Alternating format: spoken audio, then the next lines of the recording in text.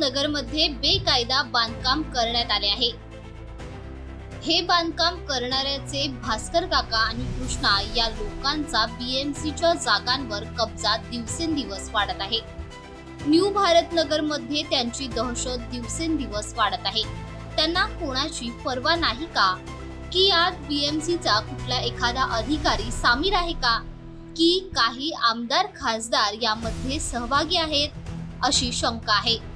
हे बेकायदेशीर बांधकाम लवकरात लवकर पाडण्यात यावे। तेथे जी काही झोपडी बांधली आहे ती लवकरात लवकर पाडण्यात यावी। हे अवैध बांधकाम थांबले पाहिजे। सारी जनता नाराज आहे पण भीतीपोटी कोणी बोलत नाही। आता अशा बेकायदेशीर बांधकामांवर बीएमसी आपला हतोडा कसा वापरणार हे पाहायचे आहे। स्थानिक प्रभाग क्रमांक 148 मधील बेकायदेशीर बांधकाम आणि महापालिकेच्या मोकळ्या जागेवर कब्जा करणाऱ्यांबाबत नागरिकांमध्ये नाराजी दिसून येत आहे।